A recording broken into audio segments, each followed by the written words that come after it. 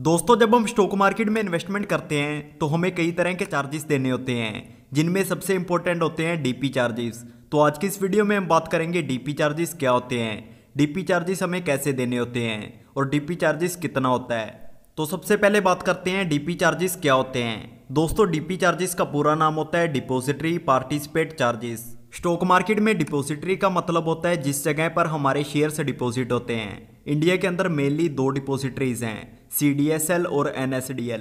दोस्तों, हम चाहे किसी भी ब्रोकर के जरिए इन्वेस्टमेंट करें, हमारा डीमेट अकाउंट इन्हीं दो डिपॉजिटरीज में से किसी एक में होगा। और अगर हमारे ब्रोकर का बिजनेस बंद भी हो जाता है तो भी हम CDSL और NSDL के अपने डीमेट अकाउंट से शेयर्स को एक्सेस कर सकते हैं। यानी डिपॉजिटरीज हमारे पैसे को सेफ रखने का काम करती हैं और इसी सर्विस के लिए हमसे छोटी सी फीस ली जाती है, जिसे हम डीपी चार्जेस कहते हैं। दोस्तों, डीपी चार्जेस में डिपॉजिटरी के अलावा अगर ब्रोकर चाहे तो वो भी अलग से अपनी फीस ऐड कर कर ले सकता है, क्योंकि एक ब्रोकर को भी अपनी डिपॉजिटरी को कई तरह की फीस देनी होती है। दोस्तों, डिपॉजिटरी चार्ज हमें हर ब्रोकर के पास देना ही होता है, लेकिन ब्रोकर चार्ज हर ब्रोकर का अलग अलग होता है। तो बात करते हैं डीपी चार्जेस में हमें कितनी फीस देनी होती है। दोस्तों, डीपी चार्जेस हमेशा तभी लगते हैं जब हम अपने शेयर्स को सेल करते हैं, लेकिन पर कंपनी पर सेलिंग डे का CDSL हमसे ₹5.50 चार्ज करती है और NSDL हमसे ₹4.50 पर कंपनी पर सेलिंग डे का चार्ज करती है। यानी अगर हमारा डीमेट अकाउंट CDSL में है तो हमें एक दिन में एक कंपनी के शेयर्स को सेल करने पर ₹5.50 देने होंगे,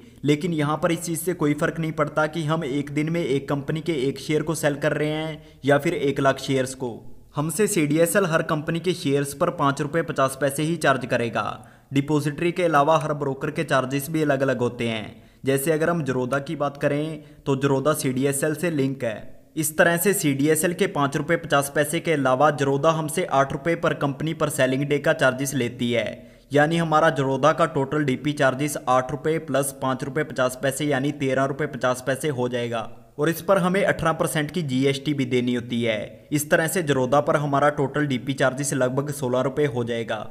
अब अगर हम अपस्टॉक्स की बात करें तो डिपॉजिटरी CDSL के ₹5.50 के अलावा अपस्टॉक्स हमसे ₹13 पर कंपनी पर सेलिंग डे का चार्ज करती है। यानी अगर हम अपस्टॉक्स पर अपनी एक कंपनी की होल्डिंग्स को सेल करते हैं तो हमारा टोटल डीपी चार्जेस ₹13 प्लस ₹5.50 यानी ₹18.50 होगा। और इस पर 18% की GST मिलाकर टोटल डीपी चार्जेस लगभग ₹22 पर कंपनी पर सेलिंग डे का होगा। दोस्तों, अगर हम एक ही दिन में एक ही कंपनी के शेयर्स को सेल करते हैं तो हम चाहे एक शेयर को सेल करें या फिर 10,000 शेयर्स को, हमें वही सेम ही डीपी चार्जेस पे करने पड़ते हैं। इसलिए अगर आप कंपनी के शेयर्स को सेल करना चाहते हैं तो आपको एक एक शेयर को सेल करने के बजाय कंपनी के कई शेयर्स को सेल करना चाहिए, जिससे आपको डीपी चार्जेस कम देने पड़ेंगे।